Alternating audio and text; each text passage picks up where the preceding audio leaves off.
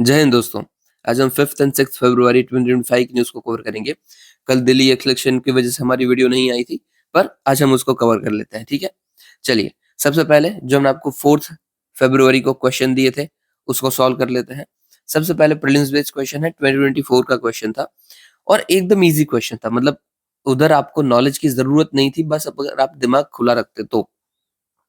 सबसे पहला देखो बताना क्या था कि भई सही है स्टेटमेंट कौन-सा है, ठीक है? आप डायरेक्ट थर्ड स्टेटमेंट को देखो। क्या लिखा है कि भाई unlike male lion, male leopard do not proclaim their territory by scent marking. यहाँ पे एक ही कीवर्ड है scent marking. Okay, scent marking क्या होता है? आपने ये कुत्तों बिल्ली को ये सब देखा होगा ना कि वो कोई गाड़ी खड़ी होती है हमारी या फिर कोई पोल है, खंबा है, वहां पे वो सूसू कर देते हैं। ठीक है, वो क्यों करते हैं?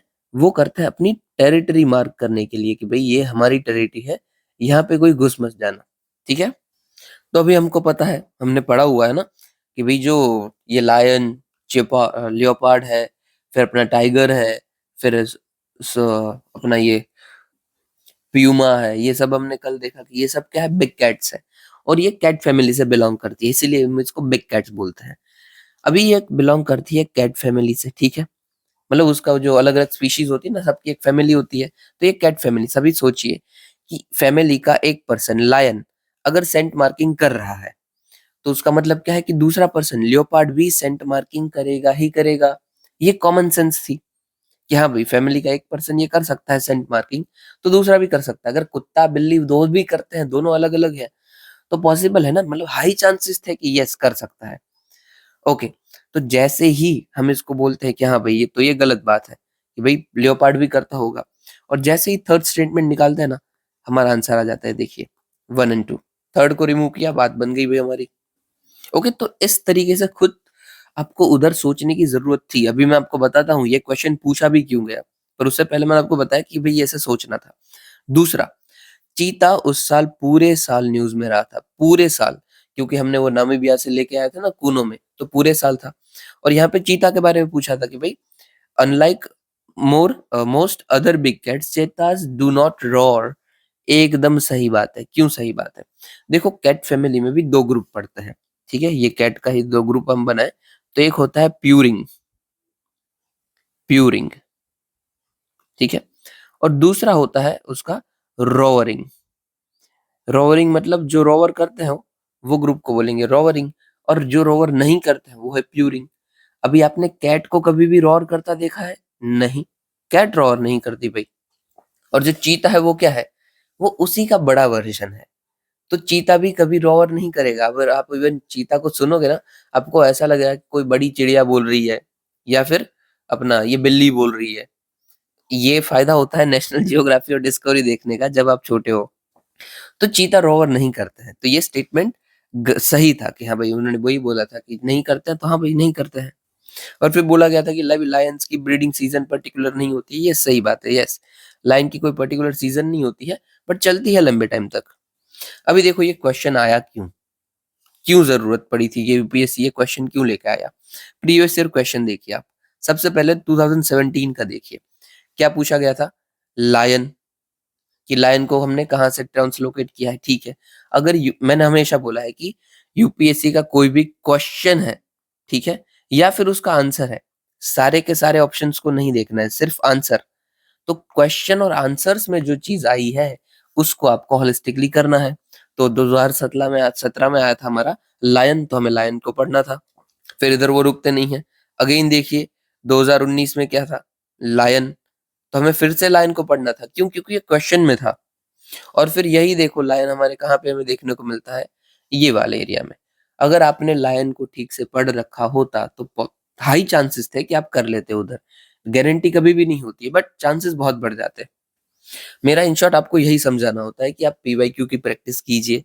मोस्ट ऑफ द क्वेश्चन जो होते हैं ना, वो पीवाईक्यू से लिंक्ड होते हैं, डायरेक्टली नहीं होते हैं, उससे लिंक्ड होते हैं। अब समझिए कि अगर 100 क्वेश्चन आप अटेम्प्ट करने जाओगे ना, उधर मेरे अकॉर्डिंग 30 टू 35% जितने 40% जितने जो होंगे, वो पीवाईक्यू से लिंक हो गए। अगर आपने अगर पीवाईक्यू ठीक से किया है, तो आप इजीली कर लोगे। और इसमें से हार्ड क्वेश्चंस भी आ जाएंगे। जैसे आप इस क्वेश्चन को बोल सकते हो, मॉडरेट टू हाई लेवल का बोल सकते हो, राइट? तो ये भी क्वेश्चन आ जाता है। तो कोशिश कीजिए कि आप पीवाईक्यू अटेम्प्ट कर पाएँ, ठीक है? अभी फिनोमेनन मेंस बेस्ड क्वेश्चन देखते हैं। तो हमें पूछा गया था कोई recent phenomenon of protectionism and currency manipulation world देखने को मिल रहा है, जो कि अफेक्ट कर रहा है macro economic stability of India. Okay, सबसे पहले इसको अटेंड कैसे करना है, आप क्या बताओगे इसमें? क्वेश्चन ने पूछा क्या है कि कंट्री जो प्रोटेक्शनिज्म कर रही है, उससे इंडिया की मैक्रो इकोनॉमिक पॉलिसी के ऊपर क्या इफेक्ट पड़ता है? That's it. ओके, अभी ये क्वेश्चन मैंने यहाँ पे क्यों डाला था? सबसे पहले तो ये कब का क्वेश्चन है? तो ये शायद ना 2021 का क्वेश्चन है, शायद 1 या फिर 2020 का क्वेश्चन है। मैं अभी ईयर भूल गया यार, बट इन शॉर्ट पीवाईक्यू है, ईयर मैं भूल गया। अभी देखो इसको आप इंट्रोड्यूस कैसे कर सकते हो? 2 वे हो सकती है, मतलब ज़्यादा देर है नहीं, क्योंकि देखो इसने बोल ही दिया है कि रिसेंट की मैं बात कर रहे हैं, कि रिसेंट में जो हो रहा है उसके ऊपर क्या इम्पैक्ट पड़ेगा। ओके, तो यहाँ पे पहली चीज़ आप कर सकते हो कि मैक्रो इकोनॉमिक स्टेबिलिटी क्या होती है, या फिर मैक्रो इकोनॉमिक्स क्या होता है? इसको आपने इंट्रोडक्शन में बता दिया। या फिर ये प्रोटेक्शनिज्म और मैनिपुलेशन क्या होता है? इसको आपने इंट्रोडक्शन में बता दिया, ठीक है? ये यार मेरी पेन नहीं चल रही है ठीक से, पता नहीं क्यों ऐसा हो गया है, ऑटोमेटिक ऑटो फायर में चलती है। पर मैं देख रहा हूँ, मैं उसको ठीक करने का कुछ सोच रहा हूँ या फिर कुछ नहीं लेने का देख रहे हैं। तो उस वक़्त थोड़ा मैं लिख नहीं पाऊँगा, तो डील कर लेना, ठीक है? मुझे इसलिए मेरा वीडियो भी नहीं बन पाया। मैंने टाइप्स ऑफ बैंकिंग, इकोनॉमिक्स के 2 वीडियो ऑलमोस्ट रेडी कर लिए थे पीडीएफ, पर मैं उसमें लिख नहीं पा रहा हूँ, और लिख नहीं पा रहा हूँ तो मेरा वो आगे बन भी नहीं रहा है। Okay, back to the topic. Protectionism या फिर करेंसी मैनिपुलेशन क्या होती है, उसको आप डिफाइन कर देते तो भी चलता। और यहाँ पे तीसरी और आखिरी वे थी हमारी कि आप करंट अफेयर को लिख दो। आखिरी तो नहीं बोलना चाहिए था।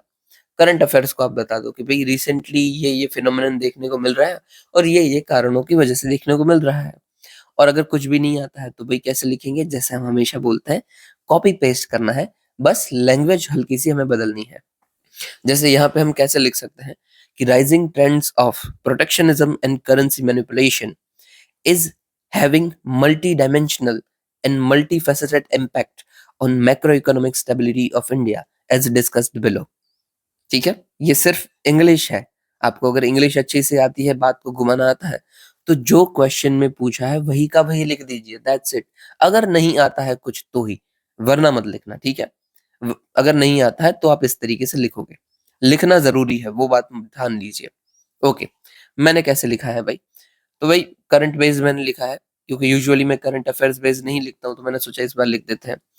भाई रिसेंट सिनेरियो, रिसेंट से रिसेंट कवर किया, of wars and shift in US trade policies again give fuels to phenomenon of protectionism and currency manipulation. देखो यहाँ पे 2 वर्ड बहुत इंपॉर्टेंट थे। एक तो अगेन, और दूसरा यूएस की ट्रेड पॉलिसीज। क्यों यूएस की? क्योंकि इन्हीं की वजह से हमें प्रोटेक्शनिज्म ज्यादा देखने को मिला है। और अगेन इसलिए कि भाई ये पहली बार थोड़ी ना हुआ है, पहले भी, इससे पहले भी हो चुका है, राइट? इसीलिए अभी देखो 15 मार्क्स का क्वेश्चन है, और पूछी गई है सिर्फ एक ही चीज कि भाई कैसे इम्पैक्ट करता है, क्या कर सकता है। तो हमें थोड़ा बात को घुमाना पड़ेगा, राइट? तो हम वही करेंगे। देखो मैंने पहले बता दिया कि भाई कैसे हमें पहले भी ये विटनेस हो चुका है, जैसे कि भाई एशियन फाइनेंशियल क्राइसिस के दौरान भी हुआ था, फिर financial crisis, global financial crisis, US China trade war और कोविड-19 पैंडेमिक। इन शॉर्ट मैंने पिछले 20 सालों में जो भी बड़ी घटनाएं हुई है इकोनॉमिक्स से लेकर, वो सारी लिख दी है। क्योंकि इकोनॉमिक्स के साथ अगर कुछ भी हो रहा है, तो प्रोटेक्शनिज्म तो आएगा ही ना आएगा। कोविड-19 जैसे हुआ, तो सबकी सबसे पहले प्रायोरिटी क्या थी कि भाई हमारी करेंसी गिर ना जाए, हमारा ट्रेड खराब ना हो जाए, हमारे यहाँ पे बिज़नेस खराब ना हो जाए। तो प्रोटेक्शनिज़्म दूसरी जगह हो रहा है तो होने दो, हमारा पहले सँभालो आप। ओके, तो एक ये था। फिर नोटेबल एग्ज़ाम्पल्स क्या-क्या हो सकते हैं करेंसी मैनिपुलेशन के, मैंने वो बता दिए, करेंसी मैनिपुलेशन और प्रोटेक्शनिज़्म के। जैसे कि भई यूएस का ट्रांस पैसिफिक पार्टनरशिप से एग्ज़िट होना, इंडिया का आरसीईपी से एग्ज़िट, और ब्रिटेन का यूरोपियन यूनियन से एग्ज़िट, और चाइना का करेंसी डेप्रिसिएशन करना या फिर मैनिपुलेशन करना। क्यों करता है? चाइना देखो एक्सपोर्टिंग कंट्री है, ठीक है? उसका एक्सपोर्ट से ही कंट्री पूरा का पूरा चलता है। अगर उसकी करेंसी डिग्रेड हो जाएगी, डेप्रिशिएट हो जाएगी, तो उसके एक्सपोर्ट बढ़ जाएँगे। क्योंकि लोगों को सस्ता पड़ेगा ना, समझ लीजिए। चाइना 1 पैकेट मैगी ₹10 में बेचता था पहले, और ₹10 मतलब कि $1, ठीक है? $1। अभी चाइना की करेंसी गिर गई है, और अभी $1 बराबर हो गए हैं 2 पैकेट, ठीक है? $1 बराबर 2 पैकेट, तो अभी चाइना कितने बेच पाएगा इससे? 2 पैकेट बेच पाएगा, राइट? क्योंकि पहले तो 10 रुपए का 1 पैकेट है तो वो 1 पैकेट बेच रहा था। अभी 20 रुपए मिल रहे हैं 1 डॉलर के सामने तो वो 2 पैकेट बेच पाएगा। इससे क्या होगा, आर्टिफिशियली हम अपनी जीडीपी का जो प्रोडक्शन है उसको बूस्ट कर देंगे, क्योंकि हमें पड़ी तो नहीं है कितने डॉलर आ रहे हैं, कितने जा रहे हैं। बस लोगों को लगना चाहिए कि यार सस्ता हो गया, चाइना से खरीदो। यही होता है करेंसी मैनिपुलेशन। तो आप बोलोगे हम भी ऐसा क्यों नहीं करते हैं? देखो शॉर्ट टर्म में ही अच्छा होता है, बाकी बहुत बुरा हो जाएगा। और ऊपर से हम तो इम्पोर्ट वाले कंट्री हैं, हमारे तो इम्पोर्ट महँगे हो जाएँगे ना ऐसा करेंगे। चाइना तो एक्सपोर्ट करती है तो उनको फ़ायदा है, हमारे तो इम्पोर्ट महँगे हो जाएँगे, हम नहीं कर सकते हैं ये। और लास्ट में मैंने लिख भी दिया कि ये किसका डेटा है, तो ये यूएस की मॉनिटरिंग लिस्ट का डेटा है, ऐसे ही उठा के नहीं बताया है, ठीक है? कहीं पे भी करेंसी की बात आती है, तो याद रखना आपको ये तो कोट करना ही करना है कि यूएस की मॉनिटरिंग लिस्ट है जो कि करेंसी को सब ऑब्जर्व करती है कि कोई चीटिंग कर रहा है कि नहीं। ओके, तो हमने बात को पूरा घुमा दिया। अभी आएँगे हम पॉइंट पे। एक और मैंने घुमाने वाला पॉइंट लिखा था कि भई जैसे काटसा, वो भी क्या है प्रोटेक्शनिज़्म बताता है। ओके, काटसा क्या है नहीं पता है तो आपको जो भी देखो अमेरिका का दुश्मन होता है ना, उसके सामने अमेरिका लगा देता है सैंक्शंस कि इसके साथ ट्रेड नहीं करना, ये नहीं करना, वो नहीं करना। जैसे कि अभी के लिए रशिया के साथ लगाए हुए हैं। तो वैसे ही काटसा का यूज़ ये कर रहे हैं एज़ अ वेपन, तो वो भी बताया। अभी हम एक्चुअल क्वेश्चन की डिमांड पे आ रहे हैं, एक पेज घुमा के। देखो ये लिखने का ज़रूरत नहीं था, क्योंकि यहाँ पे ना मैंने बहुत खुले-खुले में बता दिया। बाकी थोड़ा-सा हम पीछे चले जाते हैं और दूसरे पेज से ही हमारा डायरेक्ट शुरू हो जाता। तो भाई नॉर्मल है कि भाई क्या फ़र्क पड़ेगा? तो इन्फ्लेशनरी प्रेशर आएगा। एग्ज़ाम्पल दे दिए कि व्हीट के प्राइसेज़ जैसे बढ़े थे। देखो यहाँ पे 2020 में मैंने व्हीट के प्राइसेज़ लिखे, उससे अच्छा होता है मैं लिख देता मेडिसिन के प्राइस बढ़े थे। क्योंकि 2020 की मैं बात कर रहा हूँ, कोविड-19 तो मेडिसिन के प्राइस बढ़े थे, तो वो बेटर रहता। ठीक है? फिर वाइडन हो जाती है हमारी करंट अकाउंट डेफ़िसिट, ये क्या होती है मैंने आपको पहले भी बताया हुआ है। फिर हैम्पर होता है ग्रोथ ऑफ इकोनॉमी, जैसे कि हमारे यहाँ से एफआईआई की सेलिंग हो जाती है ना, अगर हमारी इकोनॉमी कमज़ोर चल रही है तो हमारे यहाँ पे एफआईआर्स जो होंगे, वो सेल कर देंगे। FIR stands for foreign institutional investors. फिर एम्प्लॉयमेंट के ऊपर इम्पैक्ट पड़ेगा और छोटी-सी जगह बच रही थी तो मैंने ये डायग्राम जैसा बना दिया, कि लो एम्प्लॉयमेंट मतलब लो नेशनल इनकम और लो नेशनल इनकम मतलब कि इकोनॉमिक पॉलिसी में हैम्पर, इकोनॉमिक स्टेबिलिटी में हैम्पर हो रहा है। Okay, okay sorry. और दूसरा, अभी देखो 5वां पॉइंट मैंने लिख दिया डेप्रिसिएशन ठीक है। फिर मैंने मेजर्स लिख दिए। अभी देखो अगेन मेजर नहीं पूछे हैं, पर हमें बताना ज़रूरी है। क्यों? मैंने हमेशा बोला है, कोई भी अगर चैलेंजेस पूछे गए हैं, तो आप बिना मेजर लिखे अपने आंसर को कभी भी खत्म नहीं करोगे। और हाँ, अगर आप मेजर्स लिख देते हो ना, आपने मतलब पूछा नहीं गया है और मेजर्स लिखे हैं, तो कंक्लूजन की नीड नहीं है भाई, चल जाएगा। अगर पूछा है तो लिखना है, पर पूछे नहीं थे मेजर्स और आपने लिखे हैं, तो कंक्लूजन की नीड नहीं है, क्योंकि तो आपके मेजर्स ही कंक्लूजन होंगे। ओके चलिए, हम देख लेते हैं मेजर्स क्या लिखे थे। तो भाई ग्लोबल फाइनेंशियल इंस्टीट्यूशंस को बढ़ाइए जैसे कि जी20, डब्ल्यूटीओ, फिर बायलैटरल एग्रीमेंट साइन कीजिए दूसरी कंट्रीज़ के साथ जैसे कि एफटीए हमने साइन करके रखा है साउथ कोरिया के साथ, और डी-डॉलराइज़ेशन करो क्योंकि डॉलर हटेगा तभी तो हमारी करेंसी अपने आप को मजबूत बना पाएगी। और इसका मैंने एग्जांपल भी दिया है डी-डॉलराइज़ेशन का, तो भाई आरबीआई करता है ना इंटरनेशनलाइज़ेशन ऑफ रुपीज़, तो एग्जांपल है।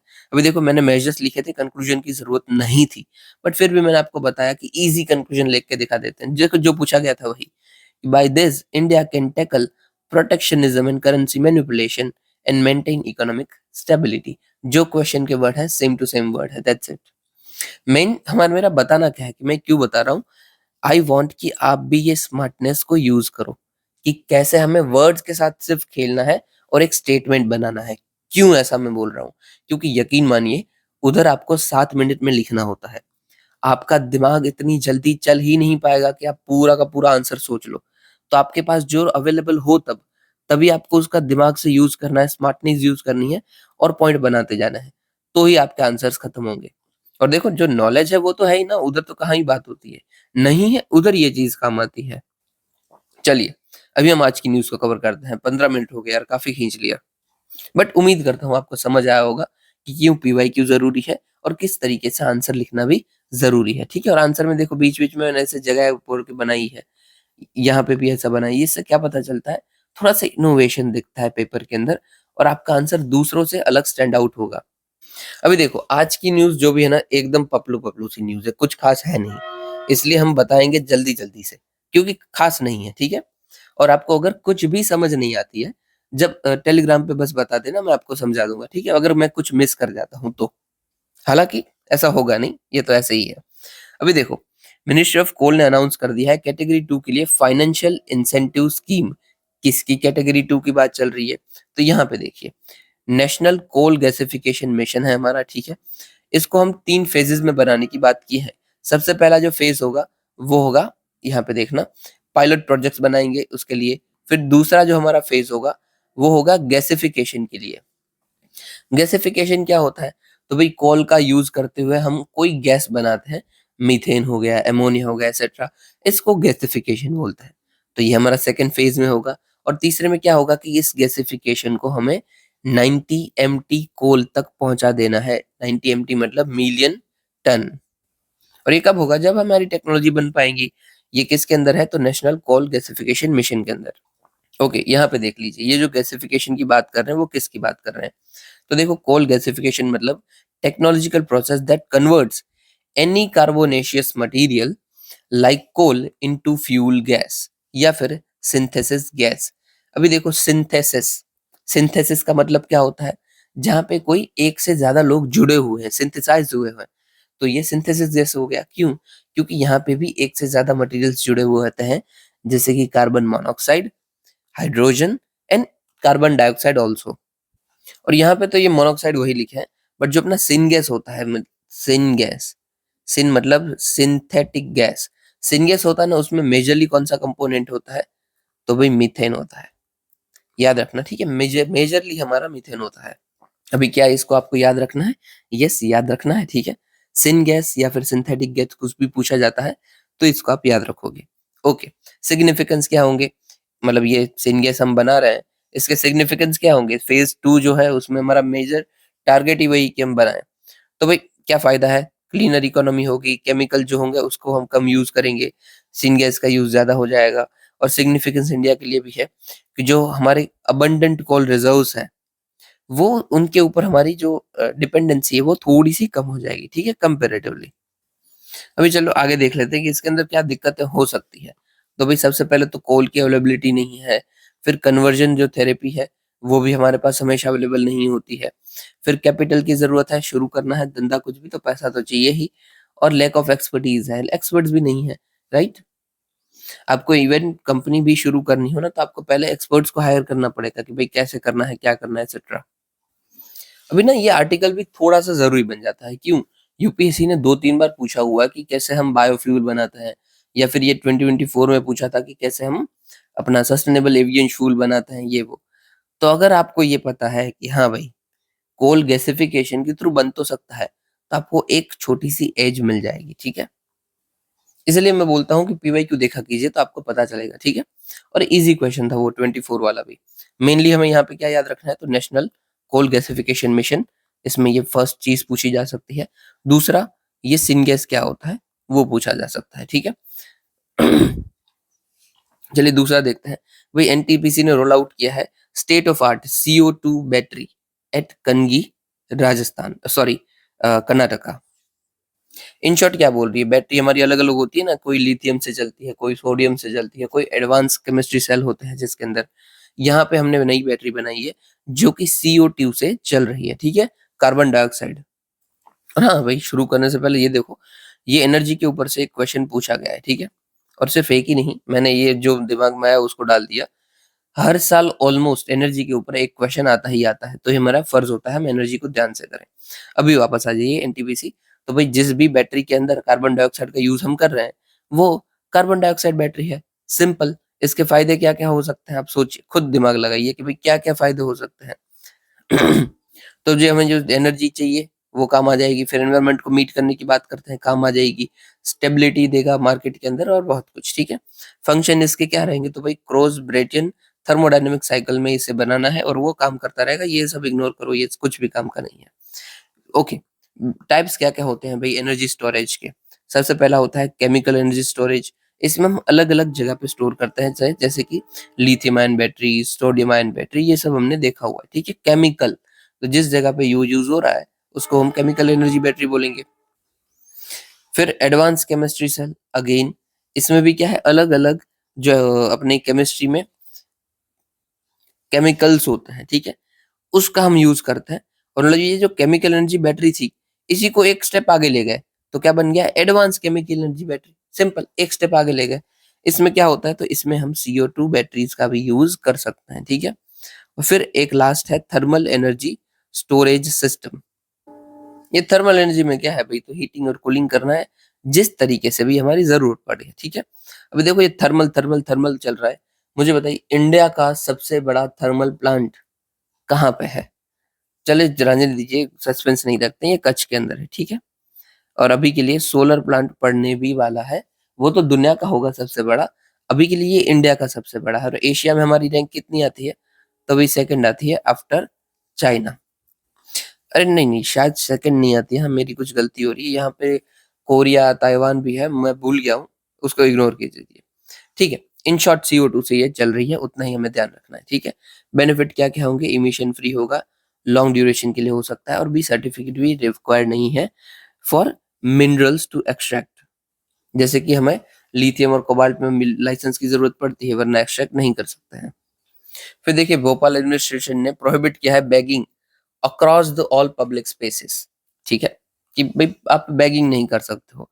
क्यों? अभी देखो 2011 का डेटा है, पुराना है, बट फिर भी देख लो कि भाई 4.13 लाख बेगर्स है इन इंडिया में, और इंक्लूडिंग वेग्रेंट्स है इंडिया के अंदर, ठीक है। बेगर्स और वेग्रेंट्स दोनों को मिलाते हैं तो 4.3 जितने बन जाते हैं, 13 जितने बन जाते हैं।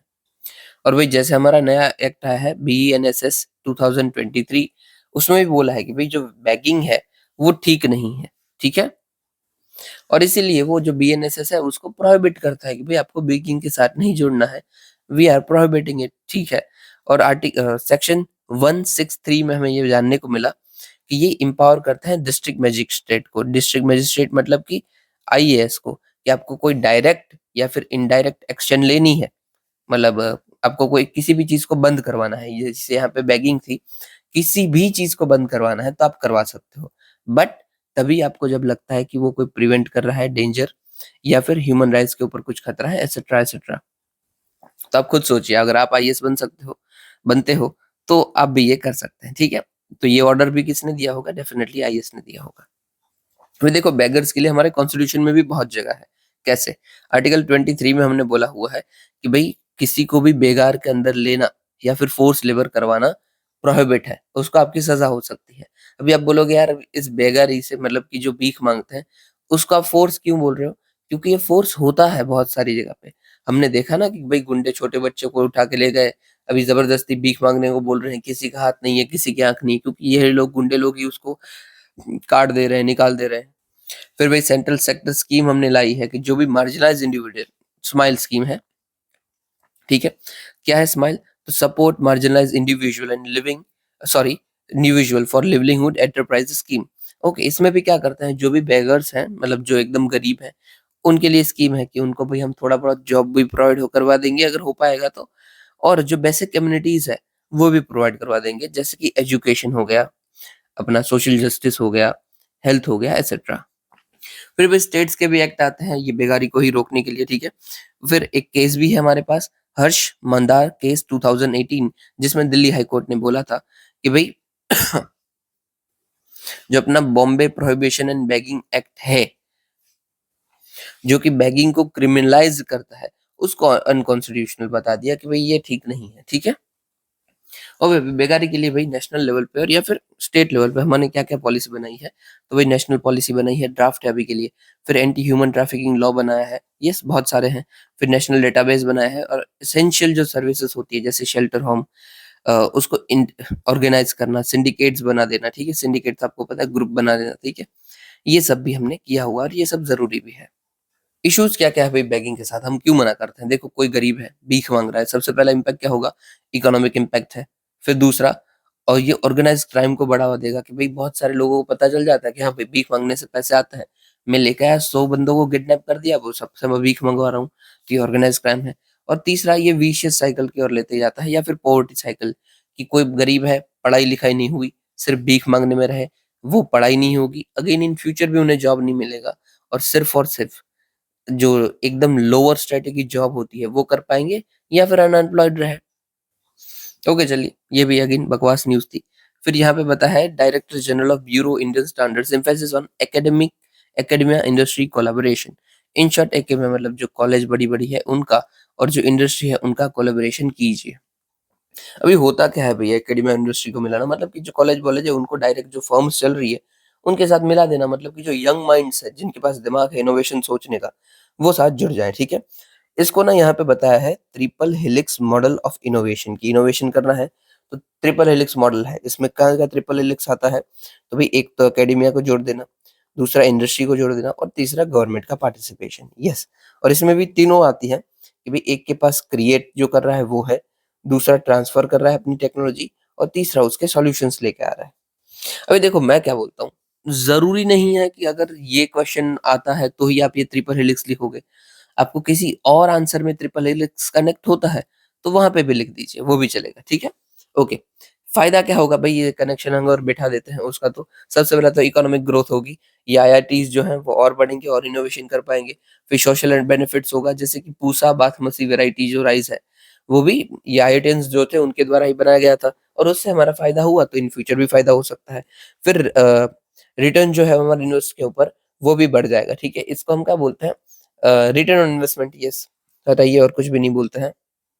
पर फिर भी हमारे पास चैलेंजेस है, जैसे कि दूसरों की कंपैरिजन में हमारा जीडीपी का जो शेयर है वो बहुत कम है। जैसे कि चाइना जो है वो 2.4 स्पेंड करता है इसके रिलेटेड, और इंडिया कितना करता है, तो 0.64, एकदम कम बात है। फिर कॉमर्शलाइजेशन ऑफ कॉस्ट ज्यादा बढ़ती जा रही है, हमें पता है। मोटिवेशन लोगों के पास है नहीं, योगा शोगा एसेट्रा जो होता है, वो जैसे आपका बॉडी को माइंड को सब अलग करके रखेगा, अलग क्या, इम्प्रूव करके रखेगा, तो वही टैकल हो सकता है। बट हमारे यहाँ तो ऐसा देखने को मिलता नहीं है, ठीक है। ऑलरेडी हम मोटिवेशन में कम पड़ते हैं और ऊपर से पैसा नहीं है, कोई एक्सपर्टीज प्रोवाइड नहीं मिल रही है, कोई इंक्यूबेटर्स नहीं मिल रहा है। इंक्यूबेटर क्या होता है, इंक्यूबेटर नहीं मिल रहा है तो मतलब जो आपको पैसा भी दे और साथ ही साथ एक्सपर्टीज भी दे, तो इसको हम बोलते हैं इंक्यूबेटर या फिर इंक्यूबेशन, ठीक है। हटाइए ये सब। फिर भाई मोनेटाइज करना, issues with monetisation of shared intellectual property. Yes, कई बार ऐसा होता है कि जो इंटेलेक्चुअल प्रॉपर्टी जैसी है, जैसे कि कॉपीराइट पेटेंट ये वो, उसको गवर्नमेंट रजिस्टर्ड ही इतना जल्दी से नहीं करती है, तो उसमें भी दिक्कत होती है। ओके, वे फॉरवर्ड क्या है भाई, तो सबको अच्छा करना है, दैट्स इट। ये जितना भी है कि भाई लॉन्ग टर्म इन्वेस्टमेंट प्रोवाइड कीजिए, मल्टी डिसिप्लिनरी रिसर्च हब्स बनाइए, इंसेंटिव्स प्रोवाइड करो, सप्लाई चेन अच्छी बनाओ, वर्कफोर्स को बढ़ाओ, एसेट्रा एसेट्रा। अभी इसमें काम का क्या है, देखो ऑलमोस्ट कुछ भी काम का नहीं है, पर ये ट्रिपल हेलिक्स मॉडल आप याद रखना। ये मतलब ये सा स्ट्रक्चर लिखना याद रखना कि आपको जिधर भी ये ट्रिपल हेलिक्स कनेक्ट होगा उधर आप इसको यूज करोगे। फिर यहाँ पे आ जाइए, अगेन ये भी न्यूज़ काम की नहीं है इतना, कि पार्लियामेंट्री कमेटी ने बताया है कि जो अपना higher education commission of India है, वो हैम्पर करता है अपना फेडरल प्रिंसिपल को, या फिर ये ओवर सेंट्रलाइजेशन करता है, ठीक है। ओवर सेंट्रलाइजेशन मतलब क्या, कि सेंटर के पास ज्यादा पावर जाने देता है। ओके, इसमें क्या क्या प्रपोज हुआ है कि भाई सबसे पहले तो नेशनल एजुकेशन 2020 के अकॉर्डिंग ये अपना higher education regulatory council, sorry, national higher education regulatory council, ये हायर एजुकेशन को देखती है, ठीक है। और उसमें एक्सक्लूड हम करते हैं मेडिकल और लीगल एजुकेशन को, क्यों, क्योंकि इसके लिए हमारे रियालंस की बॉडी बनाई गई है हमने। फिर नेशनल एग्रीकेट एक्रेडिएशन काउंसिल है, ये अगेन सुपरवाइज करती है कि इनका लोगों का काम ठीक से चल रहा है नहीं चल रहा है। फिर हायर एजुकेशन ग्रांट काउंसिल है, अगेन ग्रांट ये पैसों को देखती है। फिर है ग्रीन जनरल एजुकेशन काउंसिल, जो जनरल चीजों को देखेगी, लर्निंग आउटकम्स को देखेगी। फिर उसमें क्या मॉडिफिकेशन हो सकता है, कैसे हम और अच्छा कर सकते हैं, ये सब फालतू बातें बताएंगे, ठीक है। पर इसमें इन सब ने बोला क्या, अभी देखो ये सब आपको याद रखने की जरूरत है क्या, नहीं, बिल्कुल भी जरूरत नहीं है। मुझे बताने का काम है इसलिए मैं बता रहा हूँ। ओवर सेंट्रलाइजेशन हो रहा है, ठीक है। एजुकेशन इंस्टीट्यूशंस जो है रूरल इंडिया के अंदर वो बढ़ती जा रही है, पर लंबे समय तक नहीं हो रही, मतलब एक खुली और दो बंद हो गई। खुलना का जो ट्रेंड है वो तो बढ़ रहा है, बट जो क्लोजर होने का ट्रेंड है वो उससे भी ज्यादा बढ़ रहा है, तो एक हमारी ये भी दिक्कत है, ठीक है। और आपको क्या लगता है क्यों कोई चालू करके बंद कर रहा होगा, क्योंकि वो रेगुलेटरी मैकेनिज्म को फॉलो नहीं कर पा रहा है, प्रॉफिट ठीक से नहीं कर पा रहा है। और उसमें भी अगर ओवर सेंट्रलाइजेशन हो जाता है तो पॉसिबिलिटी है कि भाई आपने जो भी चालू किया है वो बंद होगा ही होगा। ओके, तो नीड क्या करनी है हमारे भाई, हायर एजुकेशन के लिए हम क्या कर सकते हैं, तो भाई क्यों जरूरी है, तो भाई फ्रेगमेंटल स्ट्रक्चर है, जैसे कि भाई एक यूनिवर्सिटी ग्रांट कमीशन है उसको देखता है। फिर अपना NC, sorry, national council for teacher education है। फिर एआईसीटीई है, इन ये सब अलग-अलग तरीके से काम कर सकते अपना एजुकेशन भी एनसीईआरटी भी पकड़ लो, ठीक है? तो इन सबको हम एक में बना ला कर लेके आ सकते हैं, अच्छी बात है। और फिर मैकेनिस्टिक एंड डिसएम्पावरिंग नेचर भी हमें देखने को मिलता है इन रेगुलेशन। नाम आप बस याद रख मतलब इंग्लिश याद रखिए, बाकी इसमें कुछ भी काम का नहीं है। और हाँ, दूसरा ये काम का है कि भाई पार्लियामेंट्री कमिटी जो होती है, स्टैंडिंग कमिटी, अ, इसमें क्या फ़र्क होता है? स्टैंडिंग कमिटी क्या है? एड हॉक कमिटी क्या है? अगर पता हो तो मुझे कमेंट में बता देना। फिर भाई यहाँ पे आ जाइए, गवर्नमेंट ने वार्न किया है कि भाई एआई को आप यूज़ करो पर ऑफ़िशियल डिवाइसेज़ के लिए यूज़ मत करो। मतलब जो हमारा यूजुअली ऑफ़िशियल काम करते हैं, उसमें ये सब डिवाइस को यूज़ मत करो। क्यों? क्योंकि सिक्योरिटी रिस्क है ना। अभी सोचिए, चाइना का है अपना डीपसीक और मैं कोई सेंसिटिव इन्फॉर्मेशन है, मैं डिफेंस ऑफिसर बन गया हूँ, ये यूपीएससी पास करके ग्रेड ए में हमें मिलता है, वो मैं बन चुका हूँ और कुछ भी मुझे काम आता है जैसे कि, तो मैं तुरंत ही डीप सीक का यूज़ करते हुए करता हूँ। आप सोचिए, उसका मतलब क्या है कि अगर खुदा ना खास्ता डीप सीक वाले चाइना गवर्नमेंट से मिले हुए हों, तो वो तो मेरा ए टू ज़ेड डेटा उन्हें दे ही देंगे। और फिर अभी देखो, वॉर में जो होता है ना, वो जो इन्फॉर्मेशन होता है वही आपको जीत दिलाता है। जैसे क्रिकेट में है कैचेस विन मैचेस, वैसे ही वॉर्स में है कि information will make you win the war. तो भाई डीप सीक वाली इन्फॉर्मेशन सब चाइना को दे देंगे अगर हम अपना ऑफिशियल्स डेटा शेयर करते रहेंगे। तो इस गवर्नमेंट ने वही बोला कि यार ये मत करना, ठीक है? जो भी गवर्नमेंट एम्प्लॉय है उनको। और मैं बोलता हूँ आप भी मत करना भाई। गवर्नमेंट का कोई भी डेटा हो वो यूज़ नहीं, हालाँकि चाइना भी कर सकता है एक्सेस, बट क्रिटिकल डेटा अगर आपके पास भी आता है, अगर आप डिफेंस में हो कोई मतलब नहीं है, बट आपके पास भी आता है, आप एआई का यूज़ नहीं करोगे। और मैं तो बोलता हूँ डीप सीक का यूज़ मत करो, बॉयकॉट चाइना, ठीक है? ओके, कंसर्न्स क्या है एवाई एआई की गवर्नेंस के अंदर? तो वही डेटा सिक्योरिटी और प्राइवेसी रिस्क हो सकता है, बायसनेस आ सकती है एआई के अंदर और आती भी है। अकाउंटेबिलिटी तो है ही नहीं इनके पास, और डेटा सिक्योरिटी थ्रेट्स भी हमें लगे रहते हैं, नेशनल सिक्योरिटी थ्रेट्स। एग्ज़ाम्पल क्या-क्या है? तो भई 2017 में वानाक्राई रैनसमवेयर अटैक हुआ था। रैनसमवेयर क्या होता है कि आपके डेटा को इसने लॉक कर लिया है और फिर बोल रहा है कि इसको अनलॉक करवाना है तो इतने पैसे दीजिए। जैसे कि किडनैप कर लिया हो, यहाँ पे इन लोगों ने डेटा को किडनैप कर लिया है और उसके बदले रैनसम माँगी है। और कायदे से भई ये जो बहुत क्रिटिकल हमारा डेटा होता है ना, उसको ये लोग रैनसम में लेते हैं, ताकि हमें ज़रूरत हो उसकी। और ये कहाँ पे हुआ था? ये वानाक्राई अटैक का नाम है, ठीक है? कहाँ पे हुआ था? तो यूके की नेशनल हेल्थ फैसिलिटी के ऊपर। फिर भी बायसनेस और मैनिपुलेशन भी देखने को मिलता है। समझ लीजिए कि किसी अमेरिका के शख्स ने एआई को डेवलप किया है, मतलब कि कोई उसने एप्लीकेशन बनाई, उसको डेवलप किया है और वो बहुत ही ज़्यादा, हम क्या बोलेंगे, अमीर शख्स है, ठीक है? बहुत ही ज़्यादा अमीर शख्स है, जिसके दिमाग में यही पड़ा हुआ है कि जो ब्लैक लोग होते हैं, वो अच्छे नहीं होते, मतलब जो अफ्रीका से आते हैं, वो अच्छे नहीं होते और वही बंदा बनाया है इस एआई को। तो देयर इज़ अ पॉसिबिलिटी ना कि उसके अंदर बायसनेस होगी, राइट? और ये हमें देखने को मिलता भी है कि एआई खुद बायस्ड होता है। अभी एआई क्या है? आर्टिफिशियल इंटेलिजेंस से चलता है।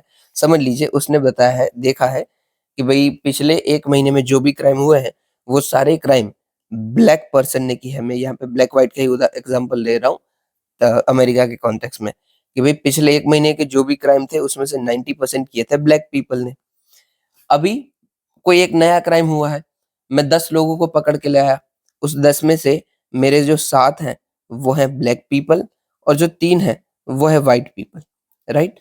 अभी एआई ने क्या देखा था कि पिछले भई 1 महीने में 90 लोग थे, 90% जो कि यही काम किए मतलब वो थे वो ब्लैक पीपल थे। तो एआई क्या करेगा? वो खुद लर्न करेगा ना, वो डायरेक्ट बता देगा कि भई ये ब्लैक ब्लैक पीपल ही हो सकता है जो उसने नहीं चोरी की है। क्योंकि पास्ट डेटा अगर हम चेक करते हैं, मैं अपना आर्टिफिशियल इंटेलिजेंस, मशीन लर्निंग ये सब लगाता हूँ, तो ये होने वाला है। तो ये तो बायसनेस होगी ना, पॉसिबल है कि ये 3 जो गोरे हैं, उन्होंने भी चोरी की हो। तो एआई के अंदर भी बायसनेस होती है। फिर नेशनल सिक्योरिटी थ्रेट तो हमेशा लगा रहता है भई। ओके भाई, वे फॉरवर्ड क्या है? सबसे पहले तो भाई एआई के ऊपर खर्चा बढ़ाइए, हमने करना चाहिए, हम जो सोवेरेन एआई लेके आ रहे हैं, national ability to develop own AI, वो बहुत इम्पोर्टेंट है। और बजट में भी हमने शायद बोला कि हाँ भाई, हम अपना खुद का ओन एआई बनाएँगे। और अश्विनी वैष्णव जी, वो भी बोल रहे थे कि यस, हम इंडिया सून हमारा खुद का एआई बनाएगी, जैसे कि ये चैट जीपीटी है, फिर डीप सीक है, वैसे इंडिया का भी आएगा सूनर और लेटर। फिर भी स्ट्रेंथन करने की ज़रूरत है फ्रेमवर्क को, रिस्पांसिबल फॉर ऑल फ्रेमवर्क जो हमने बनाया है। फिर ह्यूमन इन लूप मॉडल को हमें और प्रमोट करने की ज़रूरत है, इम्प्लीमेंट करने की ज़रूरत है। एआई के ऊपर ऑलरेडी क्वेश्चन आ चुका है, इसलिए मैं बताता नहीं हूँ। हमने डिस्कस भी किया हुआ है, अभी मुझे डेट नहीं याद है, बट किया हुआ है हमने। ओके, शॉर्ट न्यूज़ में आते हैं। आज की न्यूज़ में यार इतना कुछ खास है नहीं, वरना मैं लिंकेज करवाता आपको, पर कुछ है ही नहीं कि मैं जिससे लिंकेज करवा पाऊँ। ज़बरदस्ती खोद के निकालूँगा तो हो जाएगा, बट वो काफ़ी इर्रेलेवेंट हो जाएगा। चलिए, देख लीजिए इलेक्ट्रॉनिक मैन्युफैक्चरिंग, तो भाई हम पूरे वर्ल्ड में सेकंड आते हैं आफ्टर चाइना, ठीक है? चाइना पहले नंबर पे आता है इलेक्ट्रॉनिक मैन्युफैक्चरिंग में। इसका कॉन्टेक्स्ट क्या बोला है भाई, सेकंड में क्यों है हम आफ्टर आफ्टर चाइना? तो भाई इंडिया में जितने भी मोबाइल फ़ोन्स यूज़ हो रहे हैं, सोल्ड हो रहे हैं, उसमें से 99% जितने इंडिया में ही बने हुए हैं। और फिर जो मोबाइल फ़ोन्स हैं वो कंस्टिट्यूट करते हैं around 43% of our total electronic production. तो यस भाई, ये हो गया, हमें डेटा मिल गया कि क्यों भाई इंडिया पहले पे है, ठीक सॉरी दूसरे पे है, ठीक है? और कुछ की ज़रूरत है? नहीं, कुछ की भी ज़रूरत नहीं। हाँ, एक लाइन याद रख लीजिए कि हमारा प्रोडक्शन भले ही ज़्यादा हो, हमारा जो एक्सपोर्ट्स है, वो बहुत कम है। वो अभी भी 1% के आस-पास पड़ा हुआ है। ग्लोबल शेयर का हम बात करें, तो ग्लोबल शेयर जितनी है, उसके हम 1%, लेस देन 1% है हमारे पास। तो भाई बढ़ाइए, प्रोडक्शन कर रहे हो तो एक्सपोर्ट भी बढ़ाइए, एक्सपोर्ट में सिर्फ लेस देन 1% होना, वो कमज़ोरी वाली बात है।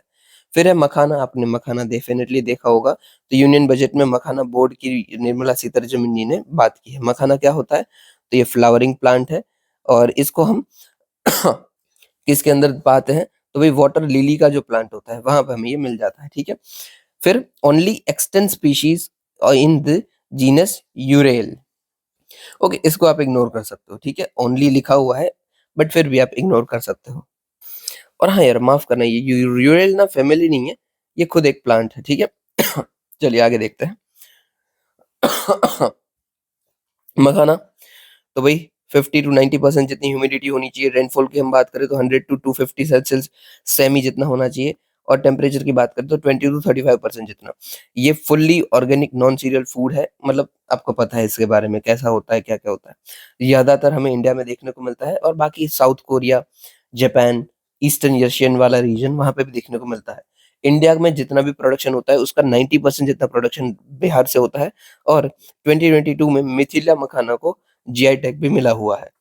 चलिए नेक्स्ट देखते हैं दिमसा डांस। और हाँ, ये मखाना आपको अब याद रखना बहुत इंपॉर्टेंट है, क्योंकि यूपीएससी ऐसे क्वेश्चन पूछता है, और अभी के लिए मखाना को भाई बजट में बोला गया था, उसके लिए अलग से बोर्ड बनाया गया है, तो ये इंपॉर्टेंट है, उसका सब कुछ आपको याद रखना है, ठीक है? चलिए आगे आ जाइए। दिमसा डांस, तो भाई कहाँ-कहाँ पे परफॉर्म होता है? तो भाई ओडिशा के अंदर होता है, आंध्र प्रदेश के अंदर होता है, और कौन से एरिया में? तो ओडिशा का भाई कोरापुट के एरिया में होता है, और आंध्र प्रदेश के अराकू वैली में। अभी देखो कोरापुट ना ऑलरेडी फेमस है, किसके लिए फेमस है? तो बॉक्साइट के प्रोडक्शन के लिए फेमस है, बॉक्साइट। हमारे पूरे इंडिया का सबसे ज़्यादा बॉक्साइट का प्रोडक्शन कहाँ पे होता है? तो ओडिशा में होता है, और उसमें से भी कहाँ पे? तो कोरापुट में होता है। अप्रॉक्सिमेटली 45%, मोर देन 45% शायद है, मगर मैं सही हूँ तो। ये देखिए मेरी पेन चलती है ना, ऐसे चल रही है ऑटोमेटिकली, इसलिए मैं दिक्कत हो रही है मुझे लिखने में भी और बताने में भी। और आंध्र प्रदेश का अराकू वैली के अंदर, आपको तो अगेन क्या पता होना चाहिए अराकू वैली कहाँ पे है? तो आंध्र प्रदेश के अंदर है, ठीक है? कैसे ये डांस होता है दिमसा डांस? तो भाई 15 से 20 वुमन होती है, वो एक अपना जो अटायर होता है, एथनिक ड्रेसेस उनको पहनती है, और साथ में पीकॉक फीदर्स लेते हैं अपने हाथ में, और फिर डांस करते हैं। आप यहाँ पे देख सकते हैं, देखिए इस तरीके से कुछ डांस कर रहे हैं, बस दैट्स इट। फिर भी इंस्ट्रूमेंट भी होते हैं ये वो, पर वो काम का नहीं है, और इवन याद भी नहीं रहेंगे आपको। फिर है रूमेटॉइड आर्थराइटिस। इन शॉर्ट, ये अगर ये बीमारी हो जाती है, तो आपके जो भी जॉइंट्स होते हैं, ये सारे के सारे जॉइंट्स एकदम ही ज़्यादा दुखेंगे। ये नी के जॉइंट हो गए, स्पाइन हो गया, हैंड्स, एल्बो, शोल्डर्स एटसेट्रा, वो सब पेन करेंगे, ठीक है? ये क्रॉनिकल डिजीज़ है और ऑटो इम्यून डिजीज़ है, ठीक है? अभी देखो क्रॉनिक डिजीज़ क्या होता है? तो कोई भी ऐसा डिजीज़ जो अगर एक बार आते हैं, तो यूजुअली जाएँगे नहीं। मतलब कि आप ऐसे नहीं है कि दवाई से उसको भई मिटा दिए, ठीक हो गए। नहीं, वो मैनेज हो सकते हैं दवाई से, मतलब आपको थोड़ा पेन कम हो गया, वो उसका इम्पैक्ट कम पड़ रहा है, तो वो हो सकता है। बट वो उसका क्योर नहीं मिल सकता है, तो वो क्रॉनिक डिज़ीज़ हो गया। और ऑटोइम्यून डिज़ीज़ क्या हो गया? तो भई ऐसे डिज़ीज़ जो आपकी बॉडी को माल फंक्शन कर देते हैं, मतलब आपकी बॉडी ही ठीक से काम नहीं कर पाती है, तो वो है ऑटोइम्यून। इम्यून का मतलब ही क्या होता है? इम्यूनिटी, आपकी बॉडी कैसे प्रोटेक्शन करती है किसी के सामने, और ऑटो इम्यून मतलब वही खत्म हो जाना, कि आपकी जो बॉडी का प्रोटेक्शन है, आपकी बॉडी का जो फंक्शन है वो कमजोर हो जाना। तो भाई रूमेटॉइड आर्थराइटिस भी कुछ ऐसा ही है, ये क्योर नहीं होता है, ठीक है? बट अगेन हमने एक इनोवेशन किया है, और सेल्फ एक्यूटिंग ड्रग बना है, ड्रग डिलीवरी सिस्टम बना है, जिसके थ्रू हम रूमेटॉइड आर्थराइटिस को ठीक कर सकते हैं, जो कि डायरेक्टली जॉइंट्स के ऊपर ही काम करता है और ये ठीक हो सकता है थोड़ी बहुत। ओके, चलिए और कुछ याद नहीं रखना है आपको। हाँ, इसकी दवाई और दी जा रही है, आप देखो याद रख सकते हो तो रख लीजिए कि भाई specially design microspheres loaded with methotrexate, कैसे प्रोनाउंस करना चाहिए, methotrexate, yes that should be better. Okay, चलिए आगे चलते हैं। फिर है ब्रूसिलोसिस। अभी देखो ये होता है ब्रूसेला बैक्टीरिया से, यहाँ पे देखिए ब्रूसेला बैक्टीरिया से होता है, इसीलिए इसका नाम है ब्रूसेलोसिस। अगर ये हो जाता है तो क्या होता है, वही नॉर्मल फटीग हो जाएगा, सर दर्द, मतलब बुखार हो गया है, आपके जॉइंट्स पेन कर रहे हैं, ये सब होगा, ठीक है। कैसे ये होता है, तो यूजुअली हमें ये डॉग्स, शिप्स, गोट्स उन सब ने पाया जाता है, पर जब ह्यूमंस इनके कांटेक्ट में आते हैं तो ह्यूमंस में भी ये ट्रांसमिट हो सकता है, ठीक है। हालांकि ह्यूमन टू ह्यूमन ट्रांसमिशन इसका वेरी रेयर है, बट हाँ जो एनिमल के थ्रू होता है वो हो सकता है। एनिमल्स के थ्रू कैसे होगा, समझ लीजिए कि ये गोट से हो रहा है, ठीक है। गोट शिप्स बहुत सारे लोग खाते हैं, अभी आप जो गोट खा रहे हो उसी के अंदर ब्रूशेला बैक्टीरिया है ऑलरेडी, और वो आपने इनहेल कर लिया, मतलब इनहेल क्या, वो आपने खा लिया, तो आपको भी ब्रूसेलोसिस हो सकता है। या फिर जो लोग गोट या फिर शिप्स जो पानी पी रहे थे वो पानी खराब है, उसको भी आपने पी लिया तो भी ब्रूसेलोसिस हो सकता है, ठीक है। अगेन आपको इसमें से याद क्या रखना है, तो भाई एक ब्रूसेला बैक्टीरिया लिखना है, वो याद रखना है। दूसरा, ह्यूमन टू ह्यूमन ट्रांसमिशन इसका रेयर है, और ये हमारे कैसे ट्रांसमिट होता है, तो भाई एनिमल से हमारे थ्रू हो सकता है, ठीक है। फिर भाई है इबोला। तो भाई इबोला के लिए क्लिनिकल एफिकेसी के लिए वैक्सीन टारगेट ही हम कर रहे हैं सूडान में, जो इबोला वायरस देखने को मिल रहा है वहां पे, ठीक है। देखो इबोला की ना बहुत सारी टाइप अलग-अलग हो गई है। इबोला तो आप पहचानते हो, मैं एक्सपेक्ट करता हूँ कि आपको पता होगा। नहीं पता है, चलो बता देता हूँ। इबोला बीमारी है, वायरस वाली बीमारी है और बहुत ही डेंजर बीमारी है। एक बार आप बस फ़ोटो सर्च करना इबोला करके कि कैसे इन्फेक्शन होता है और ह्यूमन्स के साथ क्या होता है इबोला के अंदर, आपको पता चलेगा। और इबोला बहुत ही खतरनाक बीमारी है भाई, क्योंकि इसका जो फैटेलिटी रेट है, वो मोर देन 90% के आस-पास है। मतलब एक बार अगर किसी को इबोला होता है तो 90% चांस है कि उनकी डेथ हो जाएगी, ठीक है। अगेन इबोला भी भाई कैसे ट्रांसमिट होता है, तो ये वाइल्ड एनिमल से ट्रांसमिट होता है ह्यूमन्स के अंदर। और क्या ह्यूमन्स टू ह्यूमन्स ये ट्रांसमिशन हो सकता है? यस, हो सकता है, बट कब? कि आप ब्लड के कॉन्टैक्ट में आए हुए हो या फिर कोई ऑर्गन या फिर फ्लूइड के कॉन्टैक्ट में आए हुए हो, तो ही हो सकता है, ठीक है। जैसे एचआईवी नहीं होता है अपना, सेम उस तरीके से हो सकता है।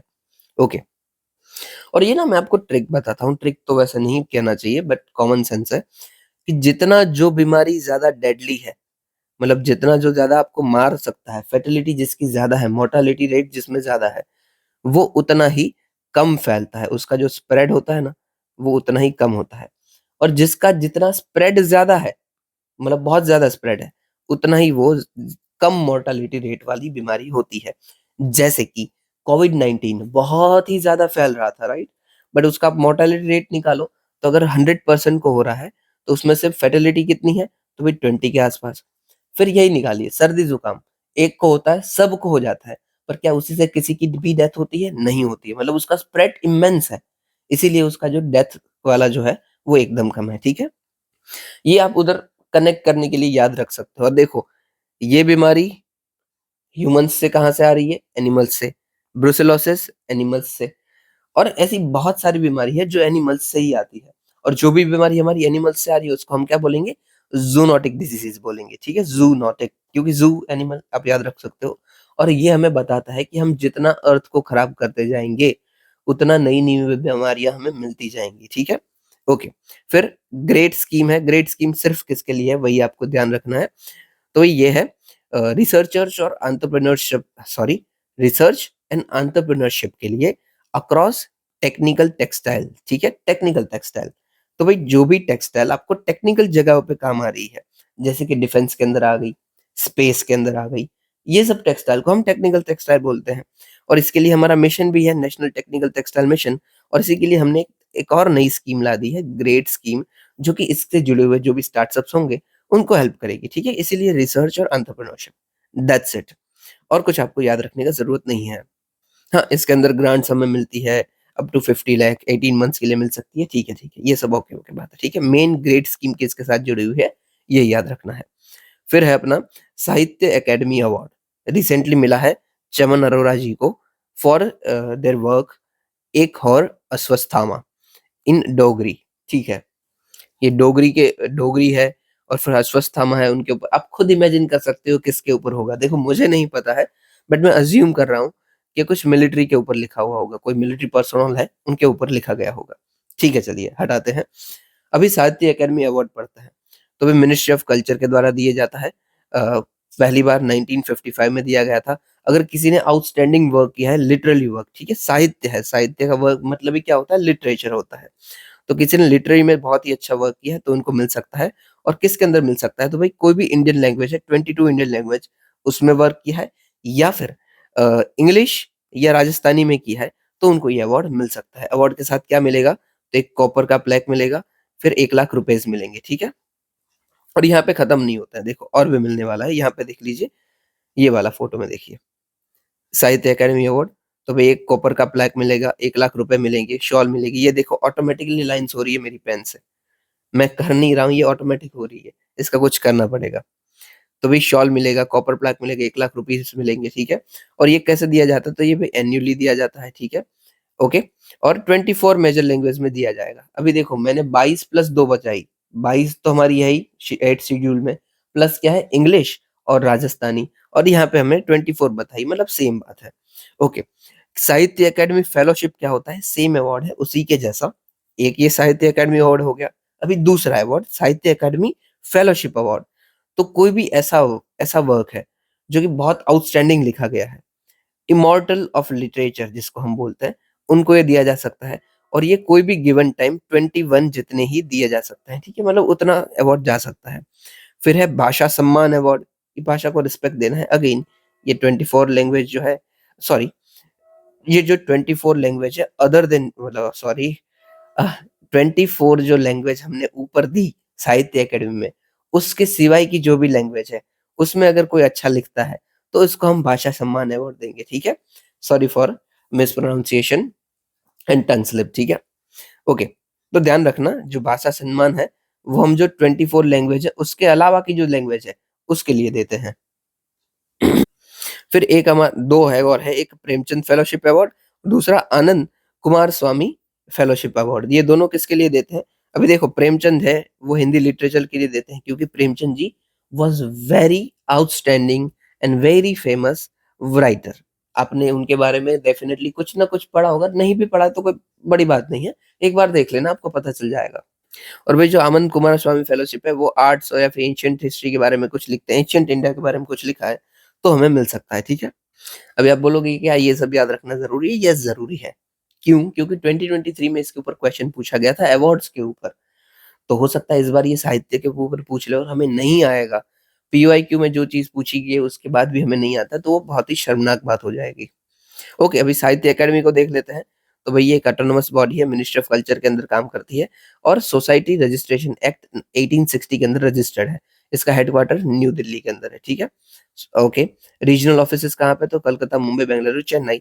और ये 24 इंडियन लैंग्वेज होती है उसको देखता है। 24 में का है 22 प्लस इंग्लिश एंड राजस्थानी। ठीक है, चलिए। और ये उसके अवार्ड्स हमने सारे देख लिए। ठीक है? ओके, फिर यहाँ पे आ जाइए बेल्जियम्स। बेल्जियम कहाँ पे है भाई, सबसे पहले तो ये देखो, यहाँ पे नहीं पता चलेगा, यहाँ पे देख लीजिए। ये अपना पूरा का पूरा यूरोप है। ठीक है? यहाँ पे नॉर्थ सी के नीचे आपको देखने को मिलता है। ठीक, नॉर्थ सी ऑलरेडी 23 में पूछा गया है, इसलिए ध्यान से। ओके, तो ये सब सारी बॉर्डरिंग कंट्रीज देख लीजिए। मैंने आपको वैसे करवा दिया है एक और बार। अभी देखो नॉर्थ सी की कंट्रीज कौन-कौन सी हो जाती है। हम नॉर्वे से शुरू करते हैं, तो वही सबसे पहले नॉर्वे आएगा, फिर डेनमार्क आएगा, फिर जर्मनी आएगा। यहाँ पे आप देख रहे हो ना, यहाँ पे जर्मनी आता है, टच करता है। फिर अगेन आपका नीदरलैंड आएगा, यहाँ पे नीदरलैंड है। ठीक है? फिर बेल्जियम जो देख रहे हैं हम, फिर फ्रांस, और फिर आएगा अपना यूके। ठीक है? बेल्जियम, फ्रांस और यूके। ओके, चलिए बढ़िया है। याद कैसे रख सकते हैं, यहाँ पे मैंने देखो मैं तो बोलूँगा आप 1-2 बार मैप देखिए, आपको याद रह गया, सिंपल है।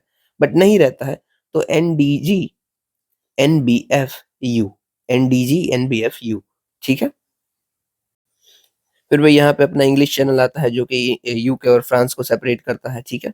और हाँ, यहाँ पे अपना आयरलैंड के बाजू में आयरिश सी आएगा, फिर यहाँ पे जो हमारा है वो बाल्टिक सी है। ओके चलिए, इतना काफ़ी है, ठीक है? और रैपिड रिवीजन हमारा इकोनॉमिक्स का अपलोड हो रहा है, आपने नहीं देखा है तो देख लीजिएगा, ठीक है?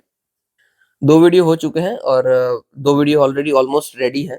मैं कोशिश करूँगा कि वो मैं 1-2 दिन के अंदर ही आपको अपलोड करके दे दूँ, आगे की जो 2 वीडियोज़ हैं उसको, ठीक है? और हाँ, बस और तो कुछ ख़ास है नहीं। ये आज के आपके क्वेश्चन किधर है भई? हाँ भाई, ये आज के आपका क्वेश्चन है, ठीक है? अभी देखो दूसरे कोई क्वेश्चन ना लिंक हो नहीं रहे थे, मेंस वाले क्वेश्चन, एनर्जी-वेनर्जी से थे बट वो उतने अच्छे थे नहीं क्वेश्चन कि आप मज़ा आएगा आपको लिखने में भी। इसलिए मैंने एक्स्ट्रा क्वेश्चन दे दिया दूसरा कि भई सिग्निफिकेंस क्या है स्टेट्स और इस्थमुस का इन इंटरनेशनल ट्रेड? अभी हमने बहुत सारे स्टेट्स किए हुए हैं, इस्थमुस किए हुए हैं, तो भई मैं ऐसा एक्सपेक्ट करता हूँ कि आपको उसकी लोकेशन तो पता है। अभी खुद आपको दिमाग लगाना है कि ये हमारे भई इंटरनेशनल ट्रेड के लिए क्यों सिग्निफिकेंस रखते हैं? या फिर इसका क्या सिग्निफिकेंस है, ठीक है? और ये प्रिंस बेस्ड क्वेश्चन है।